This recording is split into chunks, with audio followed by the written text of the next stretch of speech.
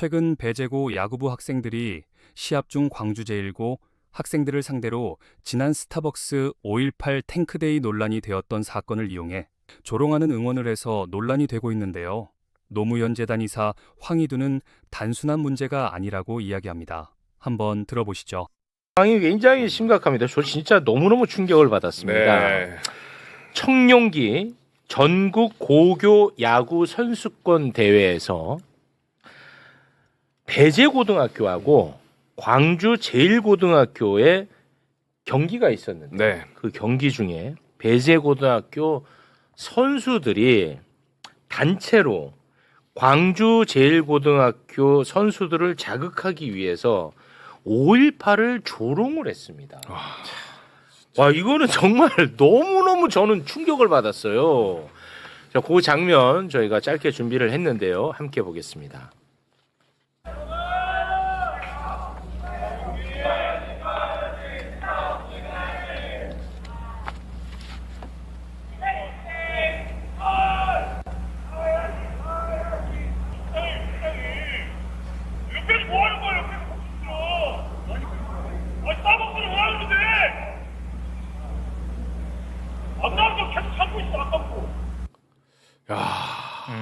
이거는 광주 소재의 고등학교와 붙었기 때문에 했던 거 맞죠?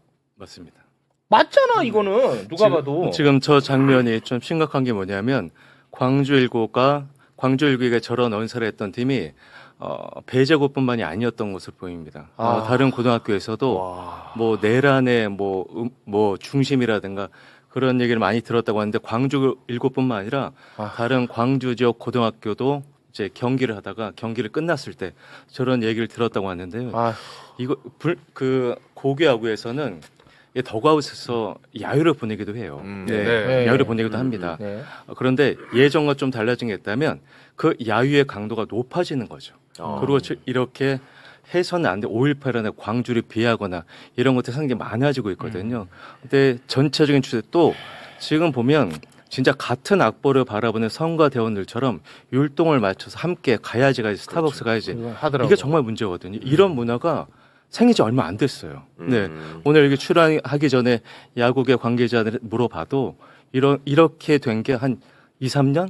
예, 그 전부터 이렇게 된 굉장히 심하다라고 합니다. 그러니까 광주 소재 선수들은 5.18을 조롱하면 멘탈이 흔들리겠지, 경기력이 떨어지겠지, 이 생각으로 이 짓을 한 거잖아요. 그게 나는 너무 슬퍼, 진짜. 좀 괘씸한 게 있다면 그 광주19가 1980년 광주 민중항쟁 때 계엄군이 이 텐트를 치고 주둔하던 곳이에요. 네.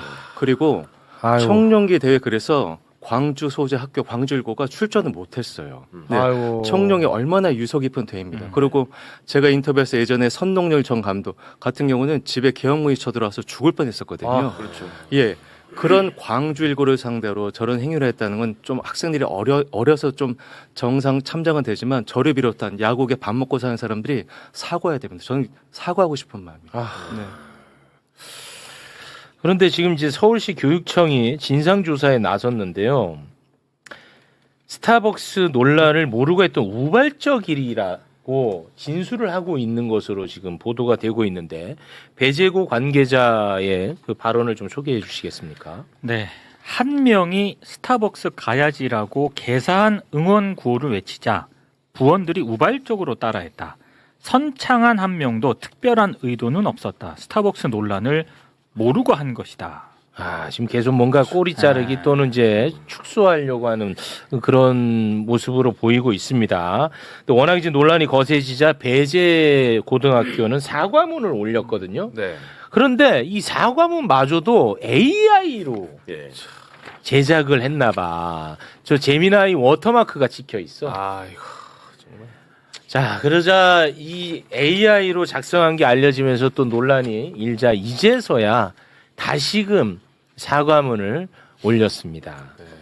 이렇게. 다시. 이게 그러니까 이 문제가 발생하고 나서도 이 문제에 대한 문제인식이 없었던 거야. 그렇죠. 그게 나는 너무 무섭고 두려워요, 이제는.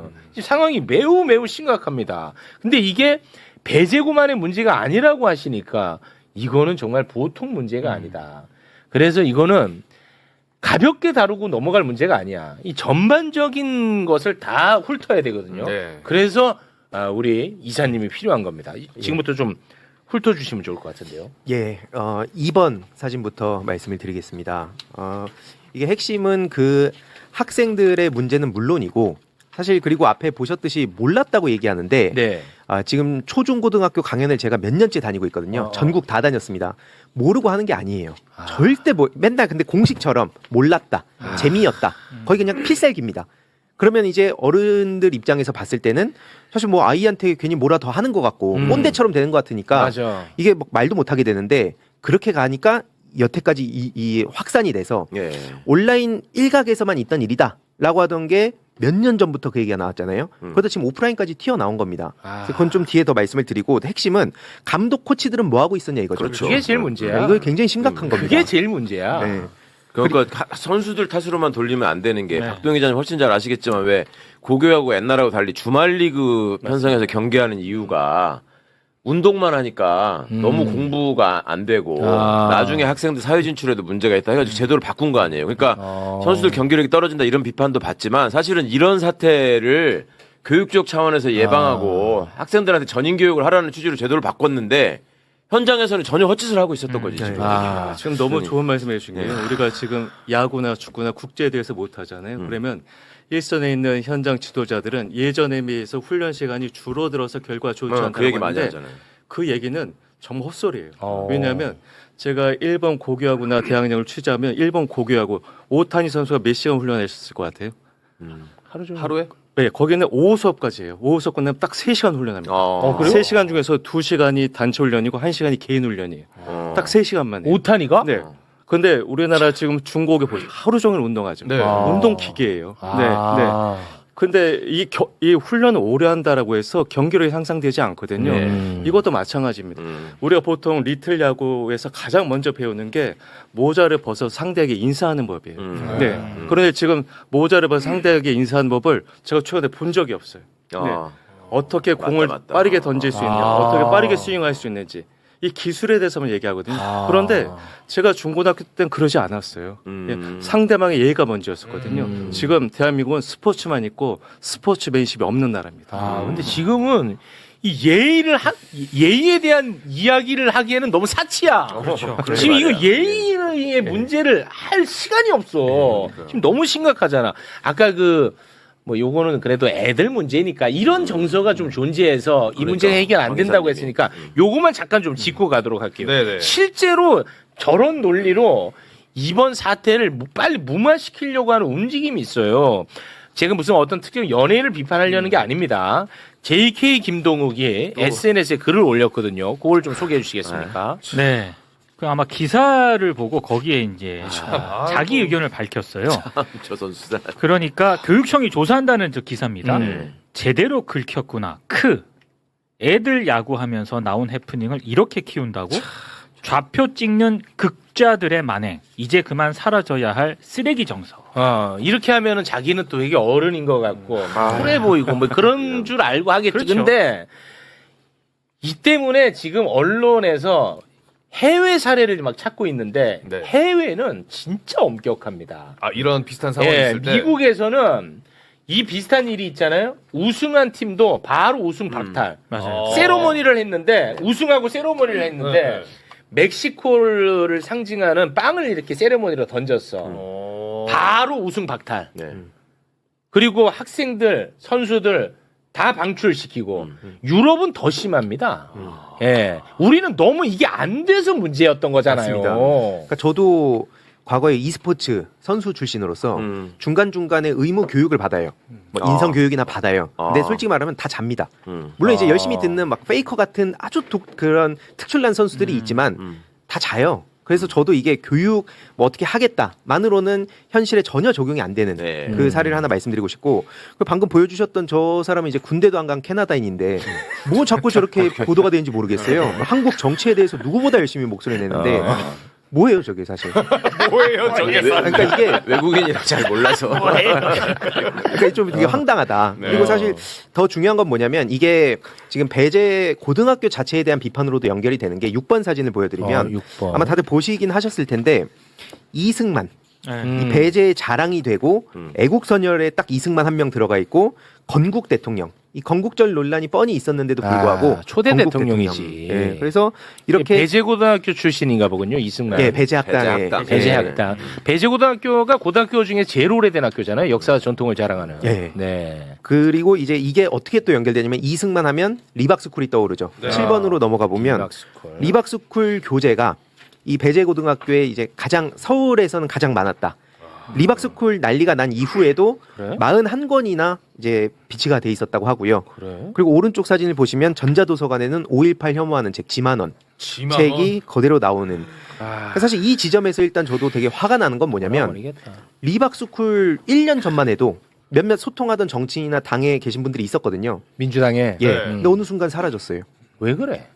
제가 시점상으로 보면 정확한 이유는 모르지만 시점상으로는 이현주 의원 리박스쿨 얘기 나오고 그리고 딱 갑자기 저랑 연락이 안 됩니다. 그러니까 제 입장에선 당연히 이현주 의원이 그럼 성역인가? 요즘 뭐만 하면 성역이냐고 하더라고요. 그럼 뭐지 이게? 아니, 왜 이 문제 안 되는 거지? 지금 민주당적을 갖고 있는 우리 최강욱 의원님. 예. 저는 진짜 너무 화가 나요. 아니 아니, 리박스쿨 관련해 갖고 민주당이 얼마나 세게 싸웠습니까? 그렇죠. 맞죠? 예. 그러니까 정치적으로 도움이 되면 싸우고 도움이 안 되면 안 싸우고 그런 겁니까? 아유, 절대 그러면 안 되죠. 그러면 안 되잖아. 그게 지금 민주당의 처참한 현실이죠. 어떻게 보면. 제가 리박스쿨 얘기를 막 하다 보니까 갑자기 댓글이 우르르 와서 달리는데 반명이라고. 이재명 그거는 대통령을 대통령에 대한 얼굴에 먹칠하는 거야. 그러니까 제가 이걸 보면서 이상해도 너무 이상하다. 그래서 사실 자료를 몇 가지 모은 거를 일부 지금 공개하고 있는 상황입니다. 그래서 이게 기가 막히다. 사실 이게 왜 중요하다고 보냐면 15번으로 넘어가 보면요. 지금 이 1년 전에 그러니까 사실 윤상현이 그 얘기를 했잖아요. 1년이면 다 잊는다고. 그래. 실제로 저희들은 잊으면 안 됩니다. 안 됩니다. 1년 전에 5.18 폭동이라고 얘기했던 전수영 선수, 조희연 씨가 있습니다. 근데 이 사람이 고발당하니까 죄송하다는 식으로 해서 넘어갔어요. 근데 이게 최근에 오른쪽 사진 보시면 무슨 얘기를 하고 있냐? 우리 아들들 배제고 보내려고 서울로 이사 가야 되나? 이러고 조롱하고 있어요. 그래서 비판 댓글 달리니까 댓글 봐봐. 요즘 스레드 왜 이래? 이러고 있습니다. 이게 현실이에요. 아무런 피해를 보지 않은 거야. 예, 맞습니다. 아무런 타격, 아무런 처벌, 아무런 대가도 치르지 않은 거야. 그러니까 또 이러고 있는 거야. 맞습니다. 맞지? 다음 사진까지 또 이어집니다. 17번 장채환 씨의 SNS. 다들 기억하실 겁니다. 양궁 일베 그 양궁 아, 맞아. 뭐 부정선거, 호남 비하 등등등 정말 극단적이었는데 16번 사진 보여드리면 지금 기사 최신순으로 제가 검색한 거거든요. 26년 2월에 끝났습니다. 기사 자체가 안 나오고 있고요. 심지어 오른쪽 사진은 뭐냐면 굿즈를 만들고 있습니다. 장채환 굿즈. 윤석열 어게인 청년들이 장채환 굿즈를 만들어서 힘을 실어주고 있어요. 아, 영웅화 예. 시키고 있어. 그러면서 명분은 또 뭐냐? 우리 서부지법 폭도들 나중에 출소하면 생활비로 좀 지원해주자. 이러고 있습니다. 이게 지금 불과 몇 달 사이에 이런 일들이 벌어지고 있는 거예요. 그러면 저렇게 논란이 되는 발언 해놓고 사과하는 척하고 잊혀지는 것 또한 놀이로 될 수도 있는 거 아니에요? 맞습니다. 뒤에서 얼마나 키득키득대고 있겠습니까? 야, 저것들 금방 잊어. 와. 좀 있으면 나 다시 돌아올 거야. 진짜. 그런 생각을 하고 있는 거고 저런 사람들이 그래서 설령 야구를 잘하면 뭐 축구를 잘하면 뭐합니까? 다 저렇게 되는 거 아니에요. 근데 국가대표인데 왜 건드리냐? 어린 아이들인데 왜 건드리냐? 여태까지 이런 식으로 처방을 했던 거죠. 굉장히 문제가 심각한 겁니다. 그래서 제가 이 9번 사진으로 넘어가 보면 2019년에 민주당에 왔던 이유가 이 문제 때문에 왔어요. 그때도 그러니까 황희두 씨가 민주당에 들어간 이유가 예, 이 문제 때문이다. 민주당에서 총선기획단으로 합류해서 당내에 목소리 내려고 간 게 이 문제 때문입니다. 그때도 이미 늦었어요, 사실. 네. 그래서 이게 계속 이 정보 생태계를 잘 모르시는 것 같아서 온라인 커뮤니티와 인터넷 방송과 이런 데서 무슨 일이 벌어지고 있다. 이게 실제로 저를 비롯한 주위 친구들한테 영향을 엄청 미친다. 특히 인플루언서들, 정치랑 별개로 있는 인플루언서들이 엄청 영향을 받아서 앞으로가 걱정된다고 가서 얘기했을 때 들어준 정치인들이 거의 없습니다. 일부 계시긴 하지만. 그때 그래서 제가 인터뷰 다닐 때마다 한 얘기가 한 줌론으로 넘어가면 안 된다. 자꾸 그때도 한 줌이라 그랬어요. 그러다 지금 오프라인까지 나온 거잖아요. 이걸 이제 어제 정준희 교수님은 그렇게 표현하셨습니다. 한 줌은 차라리 이해를 하고 그 전체적으로 봤을 때 조금 있는 거 이걸 이해했을 때 그렇게 표현하는 거지 실제로는 나만 아니면 돼 정서다. 내가 안 당하니까 그렇죠. 남들 당하든 말든. 근데 그 피해자들이 지금 대부분 국가폭력 피해자, 사회적 참사 유가족분들, 소수자 약자들입니다. 그러니까 제가 이걸 보면서 무슨 생각이 드냐면 한쪽 이런 사태가 터지면 누구보다 앞장서서 막 목소리를 높여요. 이러면 안 됩니다. 그렇게 목소리를 높이는데 정작 아까 리박스쿨부터 시작해서 이 정보 생태계가 중요합니다 얘기하면 듣지도 않아요. 그럼 제 입장에서 이게 당연히 쇼하는 것처럼 보이지 않겠습니까? 근데 이게 국민들 눈에 어떻게 보일까요? 이거 지금 7년째 이 얘기를 하고 있는 겁니다. 그래서 누군가는 저한테 지겹다. 언제까지 이명박 타령할래? 그게 원소스였으니까. 근데 계속 그냥 똑같은 얘기만 한다고 해요. 변하질 않으니까 똑같은 얘기를 하는 겁니다. 이게 정말 심각한 게 아까 리박스쿨 문제 이제 앵커가 잠깐 지적하시고 했잖아요. 민주당 왜 그러냐. 냉정하게 말하면 지금 민주당 의원들의 마음이 다 콩밭에 가 있기 때문에 소위 말해서 조중동에서 시끄럽게 하는 주제에는 굉장히 민감하고 예민하게 반응해요. 맨날. 어떤 발언 가지고 뭐 트집 잡거나 할 때. 근데 이런 핵심적인 문제에 대해서는 거기서 다루지 않으면 민주당도 조용해. 이거 오래된 아주 뼈저리게 느끼셨을 거예요. 예. 백날 얘기해봤자 자기 입지나 자기 선거하고 상관없으면 관심 없어요. 이게 지금 큰 문제입니다, 진짜로. 아니 너무 실망이다. 심지어 진짜. 너무 실망. 방송을 보지도 않고 무슨 뭐 SNS를 쓰는 현역 정치인을 보면서 제가 무슨 생각을 했냐면 아니 이렇게 한가한가? 그러니까 뭐 비판은 할 수 있죠. 근데 그것보다 그러니까 리박스쿨 문제보다 지금 그게 더 중요한가? 이런 생각을 그러니까. 정말 많이 합니다. 진짜 가슴 아픈 얘기지만 아침에 일어나면 하는 게 자기 이름 검색하는 거거든. 자기 이름 검색하면 이런 얘기 안 나오거든. 그거는 그래도 좀 정말. 귀엽네요. 그래서 제가 이게 오늘 다 말씀드리긴 어렵지만 어떤 방식으로 우리의 내부의 붕괴를 유도하는가 요거에 대한 걸 사례를 하나 좀 보여드리겠습니다. 좋아. 10번 사진으로 가볼게요. 황해도 귀해. 진짜 얘가 키가 작은데 귀해. 7월 7일부터 큰일 납니다. 허위사실. 예, 예. 지금 보시면은 이재명은 합니다 갤러리라고 돼 있고 밑에 더불어민주당 비대위 갤러리라고 돼 있죠. DC네요. 예, DC 인사이드인데 같은 IP입니다. 같은 IP가 저보고 황희두가 1배다. 이 얘기를 지금 하고 있죠. DC 인사이드 문제를 제가 주기적으로 말씀드렸지만 IP를 우회해서 저렇게 접속을 한다는 거를 이미 다들 학습해가지고 거기서 온갖 이상한 얘기들이 막 쏟아집니다. 꼭 정치 사안뿐만 아니라 온갖 혐오가 여기서 쏟아져요.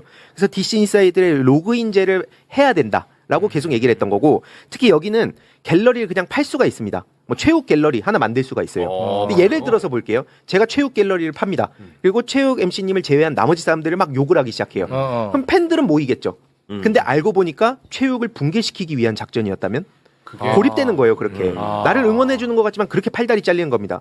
야 곽수산이가 가서 딴 얘기하던데 하고 거기 욕을 하면 최욱 팬분들 입장에선 뭐야 쟤 머리 크더니 뭐 이렇게 되는 거죠. 그리고 곽수산 걷어내. 예. 그리고 곽수사님 쪽엔 가서는 야 최욱이 이렇게 반응하던데. 그럼 둘이 그냥 아무 문제가 없어도 그렇게 벌어지기 시작하는 겁니다. 맞아. 말에는 힘이 있거든. 예. 맞아요. 그래서 이게 심지어 11번 사진을 보여드리면 지금 저를 욕한다고 이런 좀 반민주당 정서인 커뮤니티에 팍 퍼집니다. 중계가 돼요.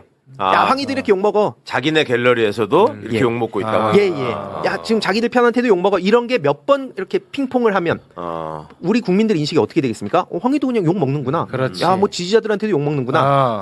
이것만 남는 거죠. 그것만 남아. 맞습니다. 그러면은 황희도를 비판하는 게 세상에서 제일 쉬워져요. 그렇죠. 그렇게 되면. 근거 있는 비판이 돼. 예. 심지어. 예. 이 굉장히 이거 진짜 중요한 얘기다. 그러니까 이 자들이 그동안의 세월을 통해서 효능감을 느끼고 있어요. 지금 내가 보기에. 맞습니다. 이거 먹힌다. 예. 그리고 이 사람들 제대로 대응 못한다. 맞습니다. 이게 12번 사진으로 넘어가 보면 이거 제가 초창기에 캡처를 해뒀던 내용인데 사실 이런 걸 제가 잘 공유를 안 해요. 왜냐면 공유하는 순간 이들이 또 학습을 해서 그렇죠. 다음번에 숨기니까. 대응을 하니까. 맞습니다. 근데 오늘 그냥 보여드리려고 갖고 온 건데 더불어민주당 비대위 사례를 제가 말씀드렸잖아요. 갤러리. 예. 초창기에 저 보시면 세보겔에서 왔습니다. 소식 듣고 왔습니다가 쫙 있죠. 세보겔이 뭐냐면 새로운 보수당 갤러리. 개혁신당. 그쪽 지지하는 사람들이 여기에 와가지고 처음에 소문 듣고 왔습니다. 그럼 여기에다가 이 사람들이 섞여 들어와서 초기에 알을 까놓으면 어떻게 될까요? 그럼 여기에 실제로 이 지지자들도 유입이 되겠죠. 그렇겠죠. 그럼 나중에 이런 작전이 있습니다라고 제가 얘기를 해도 야 황희도가 지지자들 보고 작업 세력이라고 하는데? 라고 빠져나가는 게 되는 겁니다. 맞아. 공식이 생기는 거죠. 네. 그게 지금 먹히는 겁니다. 맞아. 그래서 이게 빠져나가는 방식 중에 하나다 말씀을 드리고 싶고 13번은 좀 충격적인 내용인데 원래 이건 보시는 분들이 좀 불편하실 수가 있습니다. 근데 그냥 적나라하게 그나마 좀 수위를 낮춰서 가져온 사진인데 보시면은 노무현 전 대통령에 대해서 무슨 얘기를 하고 있나. 그리고 날짜를 보시면 24년도부터 이 얘기가 쭉 이어져 왔습니다. 노무현을 지워야 문제앙도 지워진다. 노무현 대통령에 대해서는 팩트체크, 한마디로 욕을 하면 이거를 뭐 성역화했다는 식으로 또 맨날 나오는 얘기 있잖아요. 그리고 노무현 대통령이 그렇게 돌아가시게 된 게 민주진영의 큰 독이다. 지금 보여드리는 거 굉장히 수위가 낮은 겁니다. 이 이상 가는 정말 쓰레기 같은 수준의 글들이요. 2년 넘게 지속이 됐어요. 그러다가 최근에 노무현 재단까지 공격을 받은 겁니다. 근데 제가 제일 화가 났던 건 뭐냐면 노무현 정신 모든 정치인들이 얘기했잖아요. 노무현 재단이 이렇게 욕먹는데 왜 나서는 정치인이 아주 일부일까? 그러네. 모두가 그때 노무현 정신 얘기했는데 맞아. 노무현 재단을 박살내려 하고 있고 노무현 대통령에 대해서 2년 전부터 DC 인사이드에 이렇게 파생해가지고 엄청 욕을 했었어요. 근데 그때는 보이지도 않던 분들이 갑자기 양복 입고 나오셔갖고 이건 둘 다 그만해야 됩니다. 뭐 이런 식으로 그걸 보는데 제 입장에선 속이 뒤집힐 수밖에 진짜네. 없는 거죠. 이게 말이 되는 일인가 이게? 너무 비겁해. 비겁해요. 진짜 아니 너무 비겁하고. 심지어 제가 노무현 재단에 한창 그 비판 뭐 비판을 넘어서 이제 막 이상한 허위 사실들이 돌 때 조수진 이사님하고 같이 대응을 했잖아요. 이사 차원에서. 그랬더니 막 연락이 오는 경우도 있었습니다. 좀 너무 그렇게 이렇게 의원들한테서. 이렇게 좀 그 싸우지, 그러니까 분열하지 말고 좀 이렇게 품고 가자. 뭘 품자는 거지? 내가 재단 입장에서 최소한의 방어권을 지금 행사하는 건데 뭘 가만히 있으라는 거지? 아니 제가 뭐 한 것도 없는데 일부 입장을 얘기하는데도 가만히 있으래요. 그러니까 이게 분위기가 어떤가 사실 최강욱 의원님도 더 잘 아시겠지만 그럴 때 참 많은 생각이 듭니다. 아니 그 최근에 뭐 할 얘기는 많지만 아주 짧게 얘기하자면 그 노무현 대통령 그 아드님이 길게 또 글을 썼잖아요. 거기에 사실 그 유시민 작가에 대해서 고마움을 표한 글이야. 그 전문이 보면은 맞습니다. 그러니까 고마움을 표하면서 유시민 작가의 어떤 공적인 역할을 강조하려다 보니까 본인하고는 만나지 않았다는 걸 이제 썼더라고. 근데 그것만 똑 떼가지고 유시민 작가를 아주 비정한 사람이라고 얘기하더라고 사람들이 또. 맞습니다. 그러니까 그거에 대해서 왜 근데 이 문제에 대해서도 얘기를 다 안 해? 그러니까요. 이거는 완전 왜곡이거든. 이건 진짜 완전 왜곡이에요. 제가 또 이렇게 하면 뭐 유시민 뭐 편든다, 뭐 유시민 가족이냐 하는데 그게 아니고 그거를 똑 떼가지고 굉장히 왜곡하더라고. 맞습니다. 그러니까 지금 이상한 분위기가 있는 게 최고 앵커도 그 얘기를 하면서 내가 이렇게 얘기하면 또 편든다고 할까요라는 말을 붙여잖아요. 돼. 붙여야 돼. 붙여야 돼. 진짜. 안 그러면 내 말의 진정성을 의심하니까. 그렇죠. 이런 분위기가 이미 형성돼 있고 지금 이상하게도 민주당 안에서 노무현 대통령, 문재인 대통령에 대해서 옹호하는 식의 발언을 하면 나한테 댓글 테러가 온다라는 거에 대한 두려움을 실제 자기 생각을 변명하는 소재로서 그러니까 말을 못하니까 아니 그럼 진짜 열받는 거는 그러니까 자기들은 얘기 못하니까 나보고 하래. 욕은 네가 먹어라. 원래 먹던 놈이 먹어야지. 우리는 순결하다. 아 이거 실제로 나한테 저 막 와요? 문자로 보내고 한다니까 이 상황을 지금 이대로 놔두면 안 될 것 같다. 아이 진짜 전화 와서 막 고생 많다고 잘 보고 있다고 그럼 나도 아니, 근데 주시라고. 제가 지금 한 말 중에 뭐가 지금 최욱 저건 아직도 정신 못 차렸다고 들을 얘기가 있었나? 지금 말한 거에는 없지 않나? 그러니까 그냥 그렇게 하는 거예요. 맞아요. 뭐라고 그러니까 실제로 얘기하든 맞습니다. 이게 아까 이 분량이 너무 길어질 것 같아서 오늘 다 가져오진 않았지만 핵심은요. 친노 친문과 김대중 전 대통령을 분리시키려는 움직임들을 계속 쌓아온 겁니다. 이게 지금 노골화되고 있죠. 그래서 그래. 유일하게 성공한 대통령은 김대중 대통령이다. 친노 친문은 실패한 세력들이다. 왜냐하면 정권 그 연장을 실패했기 때문에. 못했으니까. 그러니까 이게 지금 문재인 전 대통령만 살짝 도려내고 노무현 대통령은 지킬 수 있다고 생각하는 정치인들이 있다면 정신 똑바로 차려야 됩니다. 이 넥스트 스텝은요. 노무현 대통령도 같이 도매급으로 묶어서 또 분리시키고요. 그럼 김대중 전 대통령만 딱 남겨놓으면 그들이 끝까지 지키겠습니까? 저런 얘기하는 사람들이. 김대중 대통령께서 저기 서가시기 직전에 노무현 대통령이 먼저 돌아가셨잖아요. 네. 그때 그 내 몸의 반쪽을 잃은 것 같다. 맞아. 얼마나 우셨는지 알아요? 그러니까 이자들 지금 이런 식의 공작이 성공하면 그 다음에는 그 말을 갖다가 김대중은 다른 사람인 것 같냐, 노무현이 자기의 반쪽이랑 똑같은 사람이다 하면서 또 그 짓거리를 또 할 거예요. 맞습니다. 예. 뻔해 이거는. 정확하게 보신 겁니다. 이게 그래서 제가 너무 노골적이라 표현을 안 했지만 CX8이란 말도 저기서 나오고요. 그리고 뭐 자X 극단적 선택 그런 표현을 아무렇지도 않게 쓰고 범죄 집단이다, 수사받아야 된다, 온갖 모욕을 합니다. 심지어 한미 FTA도 노무현이 한 거 아니잖아. 뭐 그거 가지고 대단한 일 했다 그래. 아가리 파이터잖아. 이런 얘기가 아무렇지도 않게 나와요. 이거에 대해서 문제 제기하면 근데 무슨 뭐 지금 정부에 반대를 하는 것처럼 또 몰아갑니다. 이게 그래서 14번 사진을 제가 보여드리려고 하는 게 이게 단순히 국내에서 아무나 막 아마추어들이 막 이런 식으로 하는 거라고 생각하는 경우가 있는데 이게 해외에서는 공작의 그 프로세스가 있습니다. 이 14번 사진을 보여드리면 이게 정치권에만 해당되는 건 아닙니다. 실제로 러시아의 정보 공작 사례를 토대로 제가 설명을 드리는 건 한국에는 이 연구가 많이 부족해요. 일단 1단계로 표적을 설정합니다. 정치인뿐만 아니라 누구든 설정을 해요. 네. 그다음에 2단계로 약점을 찾습니다. 그 약점이 없는 걸 만들어낼 수도 있는데 기존에 가진 편견 이런 거를 슬쩍 섞는 거죠. 그리고 누구나 존재할 테고. 맞습니다. 그렇죠? 네. 그러면 세 번째로 가짜 증거를 만들기 시작하고 4번, 5번이 핵심인데요. 출처 세탁. 아까 제가 앞에 쭉 보여드렸던 게 출처 세탁 과정이죠.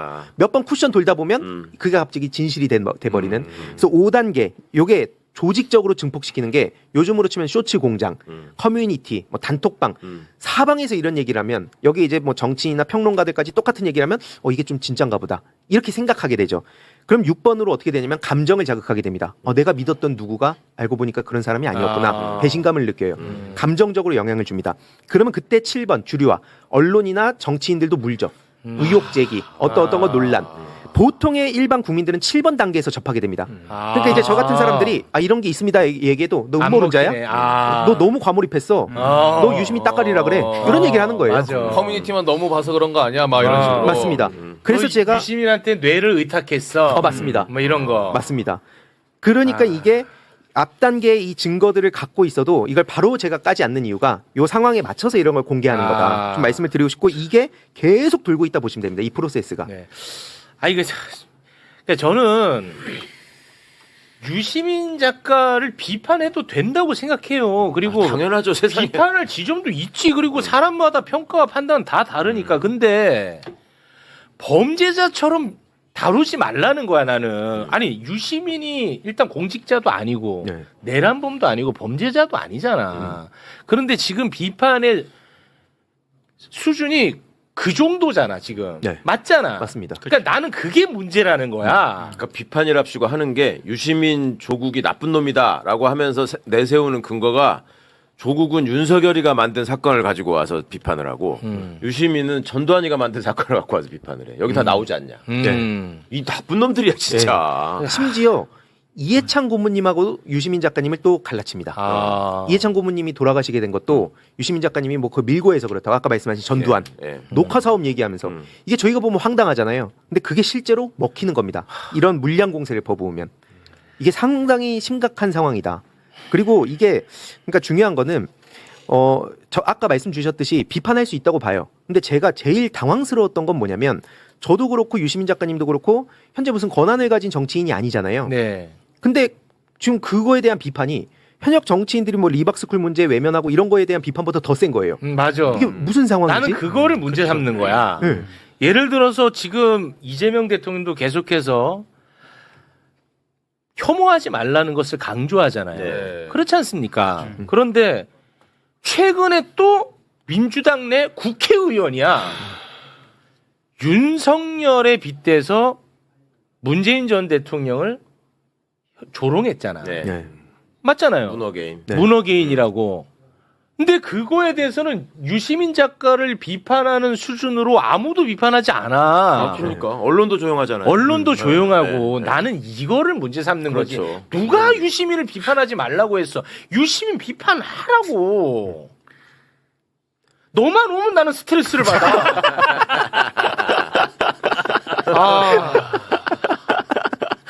그러니까 저도 참 이상하게 생각되는 심지어 나는 이런 얘기 하면서도 문어게인이라고 한 사람 이름도 난 얘기를 못해. 왜냐? 또 내가 그렇게 얘기하면 또 마치 또 내가 갈등을 부추기는 것 같은 또 죄책감이 들어. 나는 또 그런 내 자신도 틀린 겁니다. 사실은. 그렇게 얘기하면 댓글 달리자 봐라 최욱 반명이다. 왜? 반명은 왜 들어가? 대통령이 픽한 사람을 비판하는 확실한 그거는 반명이야, 대통령을 모욕하는 얘기예요. 그러니까 백날 얘기해봤자 당신 반명이야. 그렇게 얘기하니까. 진짜 그렇게는 얘기하지 마세요. 그거는 그러니까 이런 진짜 사람들이 대통령 정말 얼굴에 심각합니다, 먹칠하는 지금. 거잖아. 대통령 얼굴에 먹칠한다. 나는 분명히 선언할게요. 모두가 다 이재명 정부를 비난하더라도 난 끝까지 갑니다. 저는 선언하고 갈게요. 이렇게 얘기하면 난 이제 KBS는 못하는 거야. 나는 끝까지 응원한다. 난 끝까지 가. 왜냐하면 그렇게 되어 있잖아. 얼마나 어렵게 정권을 가져왔습니까? 그럼요. 그리고 이 시기가 얼마나 중요합니까? 나 끝까지 갑니다. 이 선언하고 갈게 그러면. 됐지? 그래 봤자 반명이래. 가짜야? 제가 하나만 말씀드리고 싶은 게 지금 10대들 초중고들 계속 만나고 제가 정치 방송 거의 다 그만뒀거든요. 학교 현장 많이 다니는 이유가 뭐냐면 이미 10대들 사이에서도 멸칭 아마 잘 아시겠지만 한 글자 멸칭 뭐 드럼통 이런 게 그냥 문화로 깔려 있습니다. 아까 저희가 보셨던 것들 이미 지금 현직 대통령께도 그게 퍼져 있어요. 그럼 제가 정치인들이 무슨 얘기를 합니까? 맨날 그냥 입만 열면 이재명 정부 성공시키겠다. 대통령 지키겠다. 그거 제가 지난번에 그 공천관리위원 할 때 문재인 대통령한테 했던 얘기랑 똑같더라고요. 소개할 때 맨날 다 그랬어요. 들어오자마자 내가 문재인 정부 성공시키고 내가 무슨 그래? 직함도 달았었고 문재인 대통령 지킨다. 네, 끝까지 지키겠다. 그렇게 했던 사람들은 지난 총선에서 다 날아가지 않았을까? 아니야. 아니요? 아직도 많이 남아 있어요. 남아 있어요? 요거는 확실하게 하셔야 돼요. 그래서 제가 7월 말까지 지금 저 문재인 대통령 비하 발언 이런 거에 대해서 입장 내지 않으면 이 사람들 공개해야 된다라고 얘기했잖아요. 공개적으로. 예전에 21대 선거 같이 치를 때 문재인 대통령 사진 올려놓고 한 번이라도 더 저기 하려고 그 난리 쳤던 사람들이 지금 한마디를 안 해. 문어개인에 대해서도 한마디도 안 해요? 한마디도 안 하죠. 이런 정말 아유 내가 그래? 근데 이 문제를 그러면 어떻게 해결할 것인가? 정치인으로서 가만히 있으면 안 되잖아요. 당장 뭐 법과 제도를 만든다고 해도 이미 퍼진 걸 어떻게 할 수 없다는 건 인정하지만 그럼에도 불구하고 뭐 하려고 배지를 단 거 아닙니까? 그럼 리박스쿨이라도 저는 빨리 잡아야 된다. 그래야 다른 건 더 디테일하게 파고 갈 수 있으니까. 중요한 문제라고. 근데 그 리박스쿨 얘기도 지금 안 나오는 안 거죠. 나오잖아. 그게 너무 화가 나는 겁니다. 네. 특히 역사 전공한 분들은 뭐 하는 겁니까 도대체? 그래놓고 나중에 가가지고 무슨 사건 터지면 제일 앞장서 갖고 비장하게 목소리 높이는 걸 볼 때마다 속이 뒤집혀요 제가. 이게 장난치는 건가 지금? 민주당 전 의원들도 좀 비겁하다고 생각을 하고요.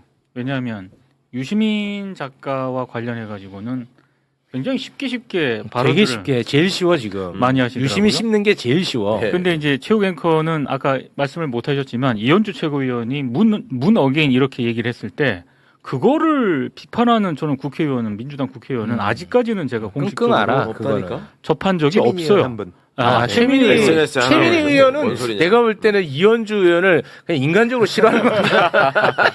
아니 그래서 예전에 우리가 그 흔히 말해서 저 기득권 언론, 기성 언론들 얘기할 때 기울어진 운동장 얘기 많이 했잖아요. 저는 유튜브 채널의 어떤 그런 담론 시장에서도 너무나도 그 기성 언론들보다 더 기울어져 있는 것 같아요. 네. 근데 황 이사님 그 학생들한테 가서 강연하면은 네.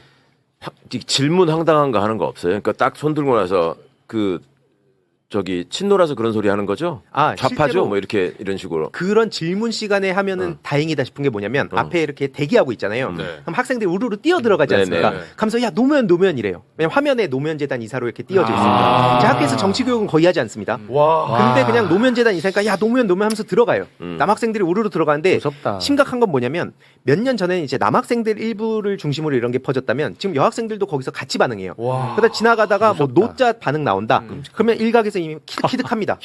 이미 이 상황까지 온 거예요. 무서워 나는. 그러니까 제대로 알기 위해서가 아니라 그냥 재미가 재미가 돼버린 거야. 예. 그냥 그 조롱의 대상으로 돼버렸다고. 근데 그게 반복되고 시간이 켜켜이 쌓이면 그렇게 돼버리는 겁니다. 이 굉장히 무서운 박 기자님 일이야. 아까 말씀하신 한 2, 3년 전부터 이런 네. 현상이 생겼다라고 하는 네. 게 그 더그아웃에서 네네. 그러니까 이런 어떤 정치 사회적인 함의를 갖는 얘기를 가지고 상대를 비난하는 걸로 하는 게 생겼다는 말씀이에요? 그 제가 지금 듣고 보니까 정치계와 스포츠계가 공통점이 있네요. 정치인과 스포츠인들 둘의 공통점은 불이익은 참아도 불이익은 참지 못하거든요. 불이익. 예, 불이익. 이게 공통점인데 제가 미국에 이제 다큐멘터리 찍으러 가거나 일본에 갔을 때 미국과 일본, 한국이 좀 다른 점이 있습니다. 이 조롱이라든가 뭐 이런 움직임에 대해서 미국은 성소수자라든가 예. 이런 아니면은 유색인종 이제 차별. 유색인종 네. 아니면 그 불법 이주민에 대해서 굉장한 비난을 하죠. 그리고 이런 일베처럼 움직여요. 일본은 넷 우익이라고 하잖아요. 네. 여기는 제일교포 그리고 이제 중국인 요즘은 쿠르드인에 대해서 굉장히 비판을 많이 하는데 제가 만났던 일본 학자가 정말 아주 생경한 얘기를 했어요. 뭐냐면 한국은 굉장히 이례적인 케이스를 뭐냐면 우리가 조롱하는 게 광주 5.18 세월호잖아요. 예. 뭐 용산이라든가 자국의 역사, 비극적인 역사를 조롱하는 유일한 나라라는 거예요. 자국의 비극적 역사를 조롱하는 유일한 나라. 아 진짜로요? 네, 거기서 우리가 출발점을 그렇지. 찾아야 돼요. 그렇다면 네. 미친 거네. 우리가 역사를 돌아봐야 돼요. 네, 네. 아까 말씀하신 것처럼 역사 교육이 잘못됐던 걸 인정해야 됩니다. 음. 잘 생각해 보세요. 미국, 유럽, 일본 자국민의 비난을 자국의 이런 역사적 비극을 조롱하지 않아요. 그러네. 너무 대한민국 당연하네. 그렇게 됩니다. 음. 그렇다면 우리가 여기서부터 출발점을 찾아야 되지 않을까. 네, 그리고 정치권 제가 어제 통화했던 친구 중에 한 명 뭐냐면 민주당 맨날 싸우잖아요. 서로 멸치하고 싸우잖아요. 근데 그렇게 말씀하신 분들이 유튜브 보니까 지금 배제구에 대해서 막 비난을 하시는 거예요. 비판을 하고 자기가 자기 그런 얘기야. 썼으면서 예, 예. 네, 이거는 얼굴에 침 뱉기를 넘어서 부끄러워야 돼요. 네. 어른들이 부끄러워야 돼요. 그러니까 중요한 지금 말씀입니다. 두 분 말씀에 예. 저는 아주 중요한 맥락이 있다고 봐요. 그러니까 우리의 아픈 상처를 그런 경멸과 비난의 소재로 활용하는 이 문화를 누가 만들었느냐라고 하는 것이 황희두 이사의 기본적인 문제의식이에요. 이게 지네들의 집권을 유지하기 위해서 정부가 나서서 조직적으로 그렇지. 공작을 해서 퍼뜨린 일이다라는 얘기를 지금 10년째 하고 있는 10년째 거예요. 그 얘기를 하는 근데 거야. 정치권이 왜 귀를 기울이지 않느냐 이런 열통이 터지는 거예요. 맞아요. 맞습니다. 그러니까 이 그게 문제를 본질이야. 정말 이 본질적인 문제를 정면으로 맞붙어야 되는 게 정치인들인데 특히 민주당이죠. 그렇죠. 예. 민주당은 그런 거를 해결하기 위한 정당이에요. 그렇습니다. 지지하는 이유가. 네. 근데 그걸 외면한다는 건 정체성의 문제거든요. 민주당에. 아니 그리고 그 정체성의 문제. 민주당 내에 지금 단 한 명도 빠지지 않고 전부 다 이재명 정부 성공시켜야 되지 않겠냐고 막 화를 내요. 네. 그런데 이재명 정부의 성공에 가장 중요한 게 부동산 정책인데 이 얘기에 대해서 하는 사람이 그것도 없어. 없어. 심지어 반대되는 얘기를 해 또. 오히려 그러니까 이재명 대통령과 반대되는 쪽으로 가잖아. 그러니까 요때는 또 이익과 이익이 충돌하는 거야. 내 이익을 위해서는 이재명 정부 성공을 얘기해야 돼. 그런데 자기 또 지역구의 이익으로 가면 그렇지. 이건 말하기가 어려운 거야. 그렇죠. 그러니까 요때는 또 또 딴소리야. 반대 이재명 대통령하고 반대되는 얘기를 해. 근데 그 그러니까 반대되는 잘 보셔야 얘기를 됩니다. 할 때 어. 익명으로 얘기합니다. 어. 되게 웃겨요. 한 민주당 의원은 네. 그렇지. 꼭 그러지. 검찰개혁 관련해서도 마찬가지예요. 네. 한 의원은 이렇게 한 문제가 생겨. 근데 이게 보세요. 상대방의 입장에서 보면 얼마 이용해 먹기 좋아요. 저거 맨 앞에 나서가지고 친명 의원인 것처럼 하는 게 부동산 정책에서 얘기하는 거 봐라. 그거 한마디로 다 자빠지는 거야. 그다음에 저 사람들은 조직적으로 뭘 하냐면 이걸로 끝나는 게 아니라 저자들이 저렇게 하는 이유가 제가 알고 있기로는 이명박이 과거에 효순이 미선이 사건, 네. 그다음에 광우병 촛불 시위, 이때 우리 사회에 촛불 소녀라는 이게 형상이 등장합니다. 이게 큰일이라고 받아들였다는 거예요. 쟤네들이 볼 때는 가장 설득하기 쉬운 대상이었는데 이게 우리 편이 아니구나. 그래서 이 사람들이 생각한 게 뭐냐면 학교에서 역사 교육을 약화시키고 입시 과목에서 빼라.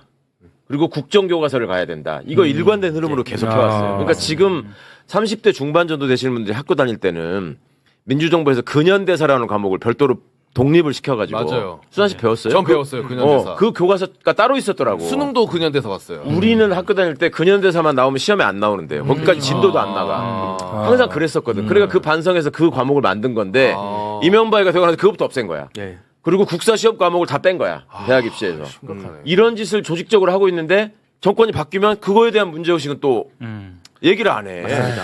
이게 딱 말씀 주셨듯이 그러면서 동시에 종편 만들고 온라인 작업하고 근데 이게 굉장히 소름 끼치는 국가 단위의 프로젝트입니다. 그렇죠. 제일 중요한 이렇게 거예요. 얘기하면 언제적 이명박이냐 아직도 그러고 있어요.